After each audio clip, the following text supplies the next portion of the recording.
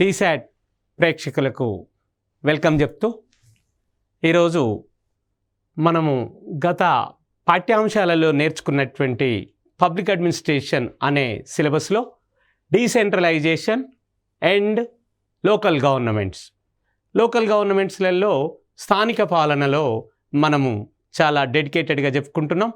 అందులో ఇది 5వ పార్ట్గా మనం ఇప్పుడు చెప్పుకోబోతున్నాం. దాంట్లో మరి కర్ణాటక రాష్ట్రమే పంచాయతీరాజ్ చట్టం 10th మే మనం ఆ రోజు కూడా చెప్పుకున్నాం. 1993 నుండి అమల్లోనికి వచ్చింది. అంతేకాకుండా 73వ రాజ్యాంగ సవరణ చట్టం ద్వారా దేశంలోనే పంచాయతీలకు మొట్టమొదటిసారిగా ఎన్నికలు జరిపిన రాష్ట్రం కూడా కర్ణాటకయే.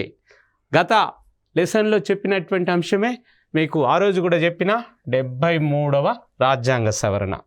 మరి ఈ రాజ్యాంగ సవరణ చట్టం ద్వారా దీని ప్రకారము దేశంలోనే పంచాయతీలకు మొట్టమొదటిసారిగా ఎన్నికలు జరిపిన రాష్ట్రం కూడా ఈరోజు కర్ణాటకయే. ఈ కర్ణాటక రాష్ట్రం ఈ భారతదేశంలో ఉండబడిన రాష్ట్రాలల్లో ముందు వరుసలో ఉన్నది. అందుకని ఈ చట్టాన్ని అమలు చేసింది కర్ణాటక రాష్ట్రమే. మళ్ళీ ఎలక్షన్స్ జరిపింది కూడా కర్ణాటక రాష్ట్రమే. ఈ విషయాలను మనం నేర్చుకునే ప్రయత్నం చేద్దాం. అయితే ఇక మరి ఎలా దీంట్లో ఉన్నటువంటి ఇంకా విధి విధానాలు ఏమున్నాయి అనేది ఇప్పుడు మనం నేర్చుకుందాం. రాష్ట్ర ఆర్థిక సంఘం,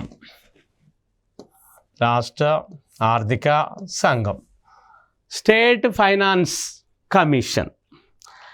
ఫైనాన్స్ కమిషన్ ఏ విధంగా ఉంది, ఆ స్టేట్ ఫైనాన్స్ కౌన్సిల్ ఏ విధంగా ఉంది అనేది మనం ఈరోజు నేర్చుకుందాం. ఆర్టికల్ భారత రాజ్యాంగంలో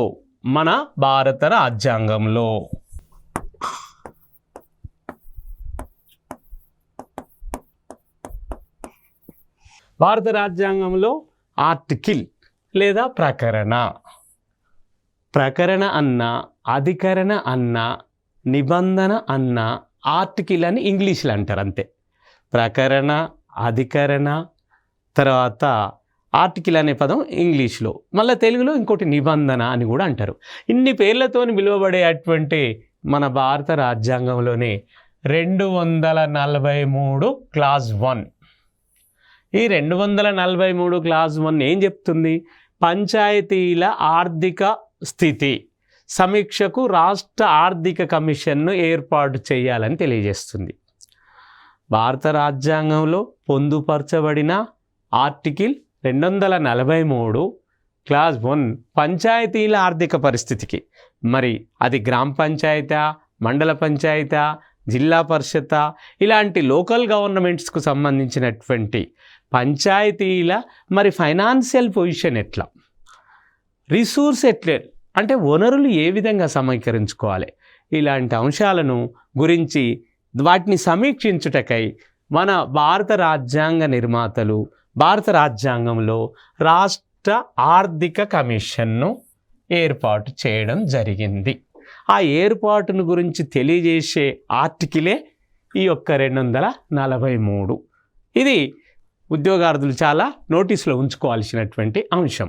ప్రకరణ 243-1 ప్రకారం, మళ్ళీ క్లాజ్ 1 ప్రకారం 73వ రాజ్యాంగ సవరణ చట్టం 1992-93 అమల్లోనికి వచ్చిన సంవత్సరం లోపల ఒకసారి, ఆ తర్వాత ప్రతి 5 సంవత్సరాలకు ఒకసారి రాష్ట్ర గవర్నర్లు ఆయా రాష్ట్ర పంచాయతీలకు సంబంధించిన ఆర్థిక సంఘమును ఏర్పాటు చేయాలి. ఎవరు ఏర్పాటు చేయాలి? రాష్ట్రాలకు సంబంధించిన ఆర్థిక సంఘాన్ని అంటే ఆయా రాష్ట్రాలకు సంబంధించిన రాష్ట్రాల గవర్నర్లు మాత్రమే దీన్ని ఏర్పాటు చేస్తారు. అట్లని ఎక్కడున్నది? మన భారత రాజ్యాంగంలో పొందుపరచబడినటువంటి ఆర్టికల్ లేదా ప్రకరణ 243 మళ్ళా 1 క్లాజ్ 1 ప్రకారము 73వ రాజ్యాంగ సవరణ చట్టము. ఎన్నో రాజ్యాంగ సవరణ చట్టం సార్? 73వ రాజ్యాంగ సవరణ చట్టం మన భారత రాజ్యాంగంలో పొందుపరచబడ్డది. అది 1992-93 అంటే 92 డిసెంబర్ నుంచి 93 జనవరి ప్రాథమిక కాలంలో నిర్మించబడ్డది కాబట్టి దాన్ని 92, 93 అని మనం పిలుచుకుంటున్నాం. కాబట్టి మరి ఆ రాష్ట్రాల గవర్నర్లు ఎవ్రీ 5 years ప్రతి 5 సంవత్సరాలకు ఒకసారి రాష్ట్రాల ఆర్థిక కమిషన్లను ఏర్పాటు చేస్తున్నారు అన్ని రాష్ట్రాలకు ఆయా రాష్ట్రాల గవర్నర్లు. మరి పంచాయతీల ఈ ఆర్థిక పరిస్థితిని ఆ సంఘము సమీక్షించాలి. ఇప్పుడు మనం చెప్పుకున్నాం పంచాయతీరాజ్ చట్టంలోని అది గ్రామ పంచాయతా, మండల పరిషత, జిల్లా పరిషత, ఇవన్నీ లోకల్ గవర్నమెంట్స్ కాబట్టి వాటికి సంబంధించినటువంటి ఆర్థిక పరిస్థితిని ఆ ఆర్థిక కమిషన్ లేదా ఆర్థిక సంఘము మరి దీన్ని రివ్యూ చేస్తుంది, సమీక్షిస్తుంది. ఎలా సమీక్షిస్తుంది? ఈ క్రింది అంశాలపై గవర్నర్కు తగిన సలహాలను ఇవ్వాలి. గవర్నర్ గారికి తగిన సలహాలను సూచనలను ఇవ్వాలి. అది ఎలా ఇవ్వాలి, ఎట్లా ఇస్తారు అనేది మనం నేర్చుకుందాం. రాష్ట్ర ప్రభుత్వం వసూలు చేసిన పన్నులు, ఫీజులు, ఇతర సుంకముల ద్వారా వసూలైన నికర మొత్తమును రాష్ట్రమునకు పంచాయతీలకు మధ్య పంపకం చేయుటలో దృష్టిని ఉంచుకొనవలసిన సూత్రాలు. అయ్యా, ఈరోజు గవర్నమెంట్ ఆఫ్ ద స్టేట్ అంటే రాష్ట్ర ప్రభుత్వం, కేంద్ర ప్రభుత్వానికి సంబంధం లేదు, ఇది రాష్ట్ర ప్రభుత్వమే. ఏమని చేస్తుంది రాష్ట్ర ప్రభుత్వము? పన్నులను వసూలు చేస్తుంది, ట్యాక్సెస్ను కలెక్ట్ చేస్తుంది. వసూలు చేయడము ఏంటి? ట్యాక్సెస్, తర్వాత ఫీజులు, ఇంకా ఇతర రకాలైన సుంకములు. సుంకములు అంటే పన్నులే. వీటి ద్వారా ఎంత వసూలైంది, ఆ వసూలైన నికర ఆదాయం ఎంత, ఆ నికర మొత్తము ఏదైతే ఉందో రాష్ట్ర ప్రభుత్వానికి మరియు పంచాయతీలకు మధ్యన పంపకం జరుగుద్ది. ఎవరెవరికి పంపకం మధ్యన జరుగుద్ది? రాష్ట్ర ప్రభుత్వానికి మరియు ఈ స్థానిక ప్రభుత్వాలకు. అంటే పంచాయతీరాజ్ చట్టం అంటే గ్రామ పంచాయతీ, మండల ప్రజా పరిషత్, జిల్లా పరిషత్కు మధ్యన ఈ యొక్క రాష్ట్ర ప్రభుత్వం వసూలు చేసినటువంటి పన్నులు, సుంకాలు, ఈ ఇతర అంశాలన్నీ పంచడం జరుగుద్ది ఈ ఆర్థిక సంఘం. మరి అది పంచేటప్పుడు ఇదన్నీ దృష్టిలో పెట్టుకొని ఆ దృష్టిలో ఉంచుకోవాల్సినటువంటి అంశాలు ఏందో మనం ఒకసారి నేర్చుకుందాం. పంచాయతీలు వసూలు చేసుకొనుటకు అధికారం ఉన్న పన్నులు, డ్యూటీలు, సుంకముల నిర్ధారణ. కొన్ని గ్రామ పంచాయతీలు, కొన్ని మండల పంచాయతీలు, కొన్ని జిల్లా పంచాయతీలే వసూలు చేసుకునే విధానాన్ని కూడా మన రాజ్యాంగ కర్తలు లేదా మొన్న రాజ్యాంగ సవరణ చేసిన మరి చట్టకర్తలు ఆ 73వ రాజ్యాంగ సవరణలో పొందుపరిచిరు. అంటే కొన్ని పంచాయతీలే వసూలు చేసుకోవచ్చు. ఎలాంటి? కొన్ని ట్యాక్సెస్, కొన్ని డ్యూటీలు, కొన్ని ఇతర రకాలైన ట్యాక్సెస్, వాటిని నిర్ధారించాలి. అంటే ఏ ట్యాక్సులు, ఏ రకాల పన్నులు, మరి ఏ రకాల డ్యూటీలు ఈ పంచాయతీలు వసూలు చేసుకోవచ్చు. ఇకపోతే రాష్ట్ర ప్రభుత్వం సంఘటిత నిధి నుండి పంచాయతీలకు కొన్ని నిధులను గ్రాంట్స్ ఇన్ ఎయిడ్స్ రూపంలో విడుదల చేయటకు సంబంధించిన మార్గదర్శక సూత్రాలు. అయ్యా, ఒకటేమో పంచాయతీలే వసూలు చేసుకునేది. ఇక రెండో అంశం మరి ఎట్లా అంటే రాష్ట్ర ప్రభుత్వము సంఘటిత నిధి అంటే కాంటింజెన్సీ ఫండ్ అంటారు. రాష్ట్ర ప్రభుత్వంకు ఉన్నటువంటి కాంటింజెన్సీ ఫండ్. ఈ కాంటింజెన్సీ ఫండ్ ఏదైతే ఉందో కాంటింజెన్సీ ఫండ్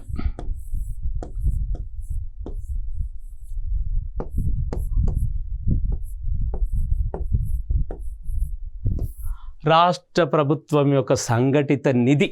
ఈ నిధి నుంచి పంచాయతీలకు కొన్ని నిధులు, ఫండ్స్ ఇస్తారు. ఆ విడుదల చేసేదాన్ని ఏమని పేరుతో పిలుస్తారు? Grants in AIDS.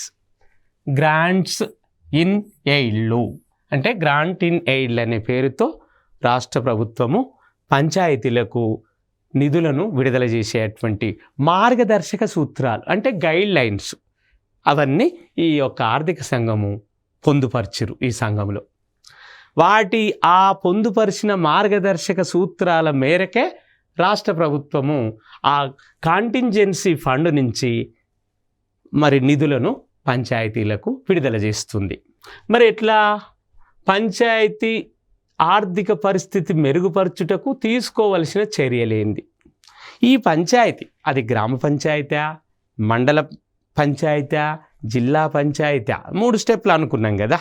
మరి వాటికి సంబంధించినటువంటి ఆర్థిక పరిస్థితి ఎట్లా?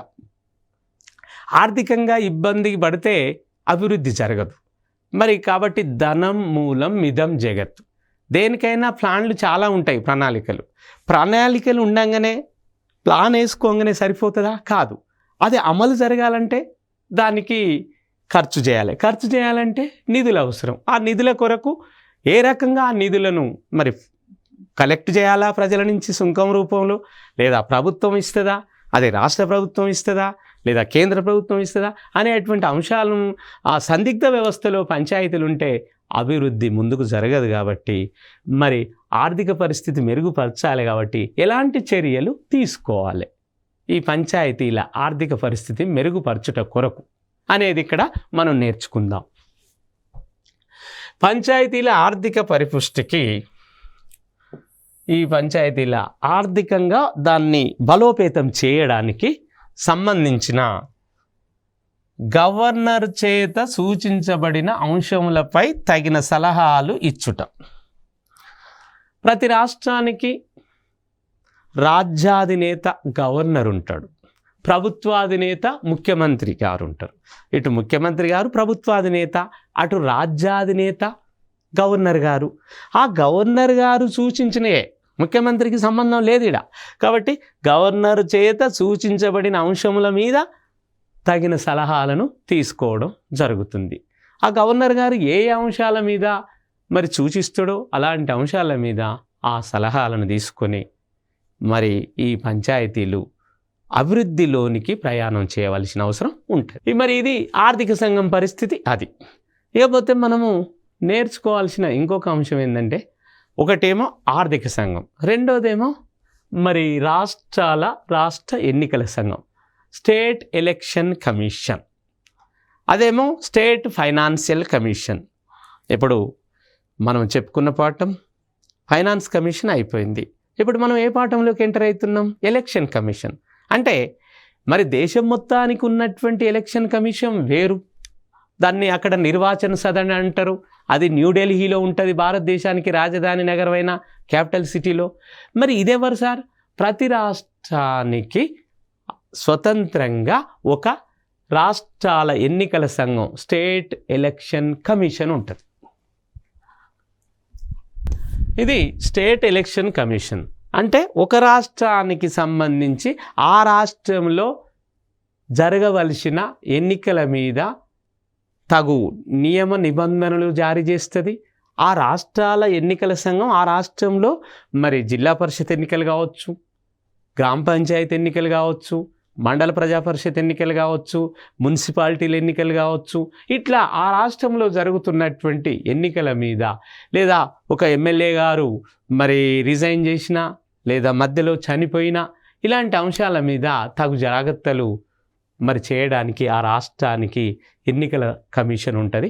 ఆ ఎన్నికల సంఘం ఏం చేస్తుందో మనం ఇప్పుడు నేర్చుకుందాం.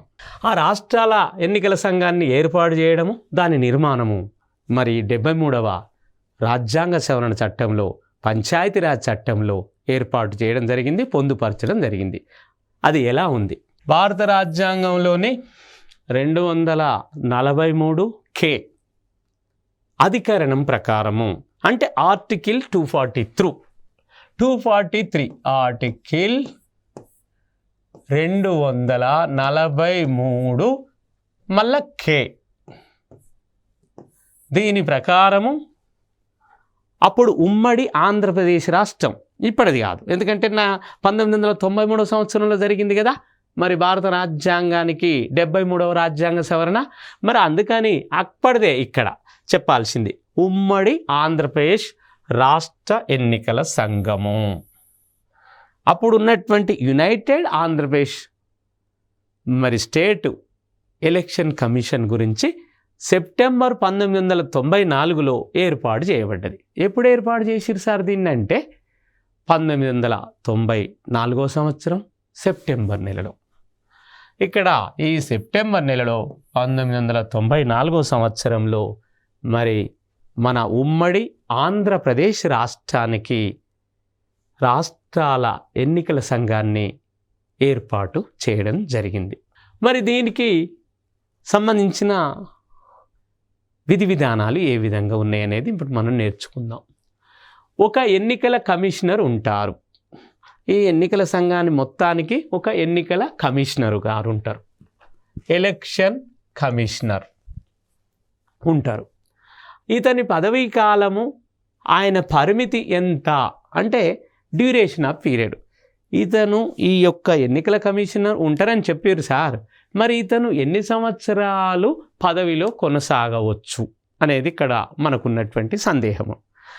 ఈ యొక్క ఎన్నికల కమిషనర్, రాష్ట్రాల ఎన్నికల కమిషనర్ 5 సంవత్సరాల కాల పరిమితికి నియమించబడతాడు. ఎన్ని సంవత్సరాలు? 5 సంవత్సరాల 5 years టర్మ్ అండి. 5 సంవత్సరాల పదవీ కాలం కొరకు ఈ రాష్ట్రాల ఎన్నికల సంఘానికి ఎన్నికల కమిషనర్ నియమించబడతాడు. మరి ఈ ఎన్నికల కమిషనర్కి సాయం చేయడానికి 2 సెక్రటరీలను కూడా నియమిస్తారు. ఒక ఎన్నికల కమిషనర్తోనే పని అవుతుందా? కాదు. కాబట్టి ఆ ఎన్నికల కమిషనర్కు సహాయ సహకారాలు అందించడం కొరకు 2 అంటే 2 persons, 2 వ్యక్తులను సెక్రటరీస్గా, కార్యదర్శులుగా, లేదా సెక్రటరీ అంటే కార్యదర్శి తెలుగులో. ఎంతమంది? 2 2 members. 2 members-ను ఇక్కడ తీసుకోవడం జరుగుతుంది. మరి ఈ 2 సెక్రటరీలు ఈ రాష్ట్రాల ఎన్నికల కమిషనర్కు సహాయ సహకారాలు అందిస్తూ ఎలక్షన్స్ శాంతియుతంగా, ఎలాంటి మరి లోటుపాట్లు లేకుండా సక్రమంగా జరగడానికి ప్రతి రాష్ట్రంలో ఆ రాష్ట్రాల ఎన్నికల కమిషనర్కు 2 సహాయ సహకారాలు అందిస్తూ ఇక్కడ సవ్యంగా ఎలక్షన్స్ను జరుపుతుంటారు, నిర్వహిస్తుంటారు. మరి వీళ్ళ విధులేంది అనేది ఇప్పుడు మనం నేర్చుకుందాం. వీళ్ళ డ్యూటీస్, విధులు అంటే ఎలక్షన్ కమిషన్ యొక్క డ్యూటీలు.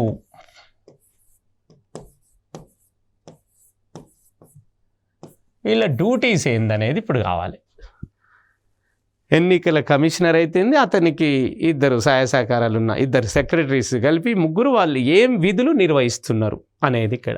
1, రాష్ట్రంలోని గ్రామీణ, పట్టణ, స్థానిక సంస్థలకు ప్రత్యక్ష మరియు పరోక్ష ఎన్నికలను నిర్వహిస్తున్నారు. అంటే ఒక రాష్ట్రంలో ఉండబడిన గ్రామీణ ప్రాంత ఎలక్షన్స్ అంటే గ్రామీణ ప్రాంతంలో సర్పంచ్ ఎన్నికలు వస్తాయి. ఇక మళ్ళీ అట్లనే మండల పరిషత్ ఎన్నికలు వస్తాయి, ఎంపీటీసీ, జడ్పీటీసీ, జిల్లా ప్రజా పరిషత్ ఎన్నికలు. అదేవిధంగా జిల్లా ప్రజా పరిషత్కు అధ్యక్షుడు, జిల్లా ప్రజా పరిషత్ అధ్యక్షుడు, మండల ప్రజా పరిషత్ అధ్యక్షులు, వీళ్ళను పరోక్ష పద్ధతిలో ఇండైరెక్ట్ ఎలక్షన్స్తో ఎన్నుకుంటారు. ఇండైరెక్ట్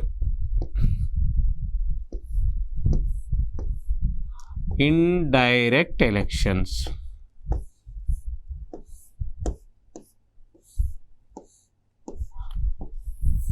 ఇండైరెక్ట్ అంటే పరోక్ష. ఎవరెవరు? జిల్లా పరిషత్ అధ్యక్షులు కానీ, మండల ప్రజా పరిషత్ అధ్యక్షులు కానీ, వీళ్ళు ప్రత్యక్ష ఎన్నిక కాదు, పరోక్ష ఎన్నిక ద్వారా ఎన్నిక కాబడతారు.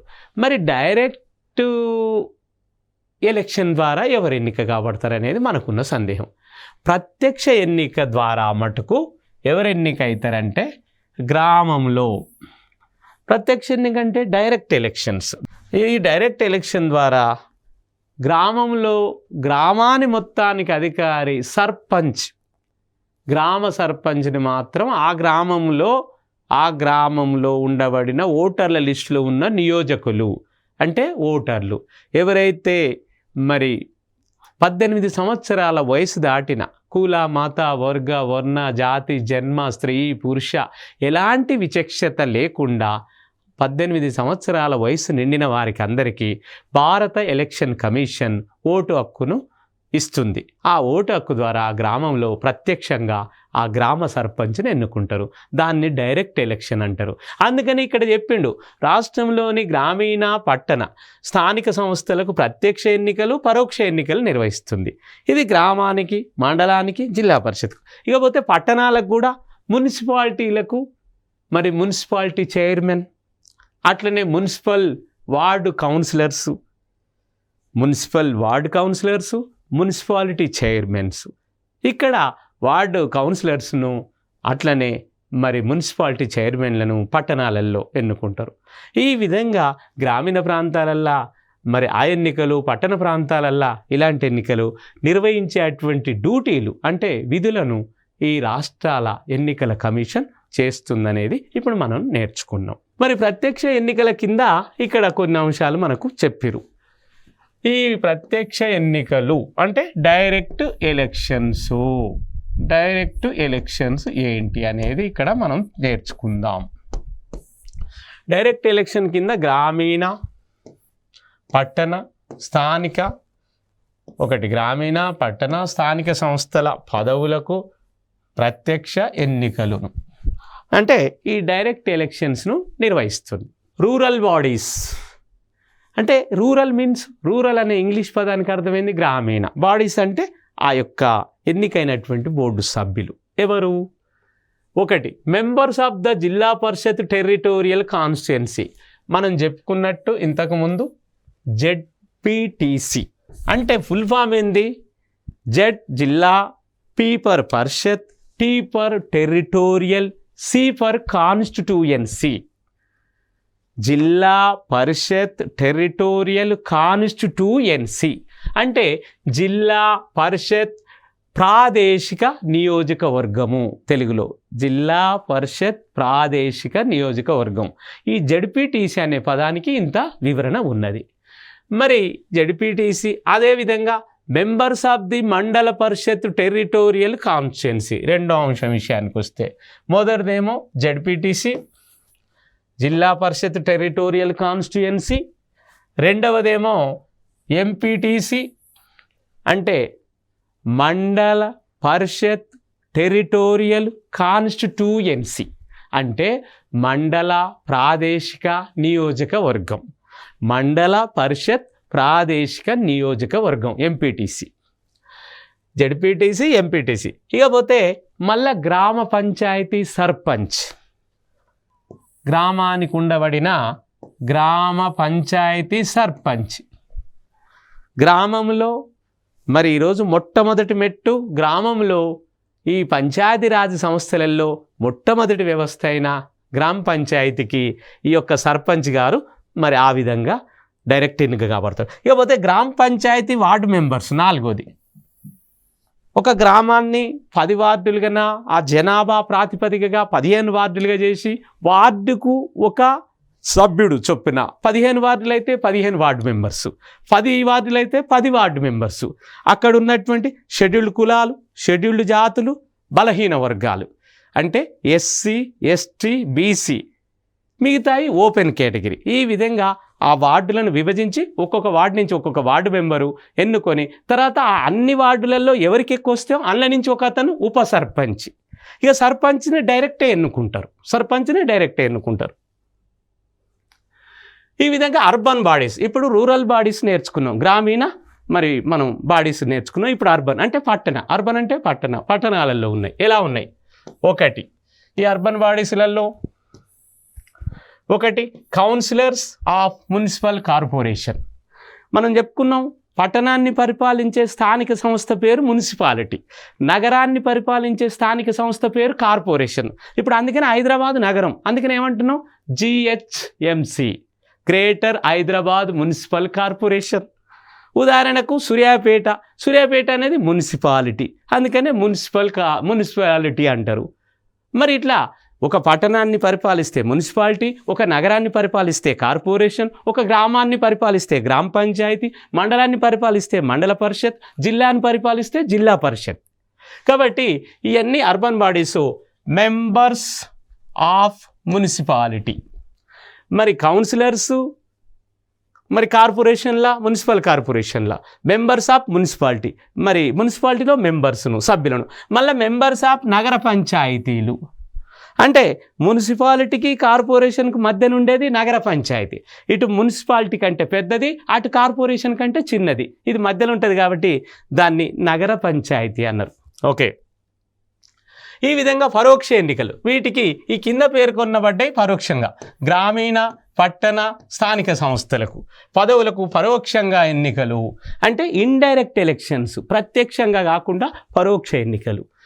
ఈ రూరల్ బాడీస్లలో మరి ఇట్లా గ్రామ పంచాయతీ ఉప సర్పంచ్, పరోక్ష ఎన్నికలలో రూరల్ బాడీస్లలో ఎవరంటే గ్రామ పంచాయతీ ఉప సర్పంచ్.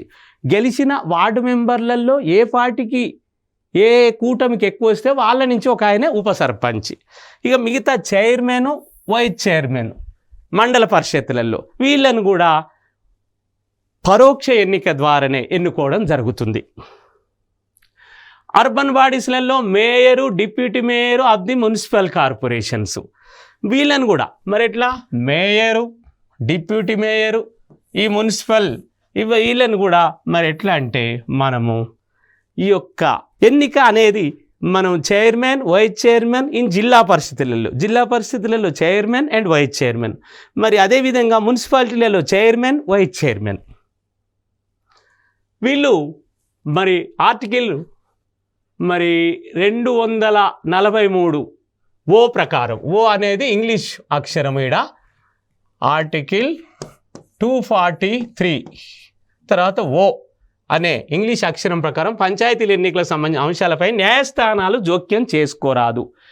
మరి పంచాయతీరాజ్ ఎన్నికలకు సంబంధించి న్యాయస్థానాలు జోక్యం చేసుకోరాదని భారత రాజ్యాంగంలో పొందుపరచబడిన ఆర్టికల్ 243 ఓ అనే ఇంగ్లీష్ లెటర్ ప్రకారం చెప్పబడ్డది. 73వ రాజ్యాంగ సవరణ చట్టంలోని ప్రధాన అంశాలను 2 తరగతులుగా విభజించారు. ఈ 73వ రాజ్యాంగ 2 తరగతులు ఎట్లా, ఒకటి తప్పనిసరిగా నిర్వహించవలసిన అంశాలు, 2 ఐచ్ఛిక అంశాలు, ఆప్షన్స్, ఇష్టం ఉంటే చేయొచ్చు, ఇష్టం లేకపోతే చేయకపోవచ్చు. ఈ విధంగా 2 రకాలు ఉన్నాయి. తప్పనిసరిగా నిర్వహించవలసిన ఏంది దీని చట్టం ప్రకారం అంటే గ్రామ సభలను ఏర్పాటు చేయాలి. జిల్లా, బ్లాకు, సమితి లేదా గ్రామ స్థాయిలో మండలం అనుకుంటే 3 అంచెల వ్యవహారాలలో పంచాయతీ నిర్మాణాన్ని ఏర్పాటు చేయాలి. ఈ తప్పనిసరి చేయవలసినటువంటి మరి నిధులు, మరి తప్పనిసరి చేయాల్సిన విధులలో పదవులను ప్రత్యక్షంగా అన్ని స్థాయిలలో ద్వారా నియమించడం, పంచాయతీరాజ్ సంస్థలు ఎన్నికలకు పోటీ చేయుటకు వయస్సును 21 సంవత్సరాలుగా నియమించడం, కనీస వయస్సును 21 ఇయర్స్గా నియమించింది ఈ పంచాయతీరాజ్ చట్టము, 73వ రాజ్యాంగ చట్టము. పై స్థాయి, మధ్యస్థాయి సంస్థలకు చైర్మన్, వైస్ చైర్మన్ పదవులను పరోక్ష ఎన్నికల ద్వారా, ఇదేమో ఇండైరెక్ట్ ఎలక్షన్ ద్వారా నియమించుకోవాలని ఈ యొక్క పంచాయతీరాజ్ చట్టం సూచిస్తుంది. ఓకే, మరి ఈ విధంగా పంచాయతీలలో చైర్మన్ సభ్యుల పదవులను జనాభా నిష్పత్తి ప్రకారం షెడ్యూల్డ్ కులాలకు, షెడ్యూల్డ్ తెగలకు ఆల్రెడీ మనం చెప్పుకున్నాం. షెడ్యూల్డ్ కులాలు, షెడ్యూల్డ్ తెగలు, వెనుకబడిన వర్గాలకు మొత్తం పంచాయతీ సీట్లలో 1/3 వంతు సీట్లను మహిళలకు రిజర్వేషన్ చేయాలి. మహిళలకు 1/3 అంటే 1/3 వంతు సీట్లను ప్రత్యేకంగా మహిళలకు రిజర్వ్ చేయాలని చెప్తుంది. ఇది ఎన్నికల కమిషన్ ఈ సంస్థలను నిర్వహించడానికి సదా సిద్ధంగా ఉంటుంది. కాబట్టి 5 సంవత్సరాలకు ఒకసారి ఎన్నికలు నిర్వహించడం, ఒకవేళ ఈ సంవత్సరం కాలపరిమితికి ముందే రద్దయితే 6 నెలల లోపే ఎన్నికలు నిర్వహించాలి. కాలపరిమితి 5 సంవత్సరాలు కాకుండానే రద్దయింది అనుకోండి, పంచాయతీలు కానీ జిల్లా పరిషత్తులు కానీ 6 నెలల లోపు ఎన్నికలు నిర్వహించాలి. రాష్ట్ర స్థానిక సంస్థలకు మధ్య ఆర్థిక వనరులను పంపించేటకు ఆర్థిక కమిషను ఏర్పాటు చేయడం ఆల్రెడీ చెప్పుకున్నాం. ఆర్థిక కమిషన్, ఎన్నికల కమిషన్ను 2 వివరంగా చెప్పుకున్నాం. ఈ విధంగా ఐచ్ఛిక అంశాలు అంటే ఇష్టం ఉంటే చేయొచ్చు, ఇష్టం లేకపోతే చేయరాదు. ఇది మన రాష్ట్ర ప్రభుత్వాలు పంచాయతీలకు మార్గదర్శక సూత్రాలుగా చెప్పడం జరిగింది. ఈ కింద ఇచ్చినటువంటి విషయాలు వాళ్ళ విచక్షణకే వదిలేసారు. ఏది, పంచాయతీలకు గ్రామ పంచాయతీ, మండల పరిషత్, పట్టణ మరి మున్సిపాలిటీ, కార్పొరేషన్కు మరి అవి ఒకవేళ ఇష్టం ఉంటే చేస్తే, లేకపోతే లేదు. పార్లమెంటు రాష్ట్రాల సభ్యులకు ఓటు హక్కును కల్పించడం, వెనుకబడిన వర్గాలకు రిజర్వేషన్ను కల్పించడం, పన్నులు, ఫీజులు, లెవీలు మొదలైన విధించడం, వసూలు చేస్తే విత్తపరమైన ఇలాంటి అంశాలను వాటి ఐచ్ఛికానికి వదిలేసారు. ఇది మనము మరి 73వ రాజ్యాంగ సవరణ ద్వారా 11వ షెడ్యూలులో అది మరి చేర్చబడిన విధులను మనం ఇప్పుడు పంచాయతీ సంస్థలకు అధికారాలను బదలాయించడం, ఇలాంటి అంశాలు ఇక్కడ మనం కల్పించడం జరిగింది. మిగతా అది మనం నెక్స్ట్ క్లాస్లో నేర్చుకుందాం. Thank you.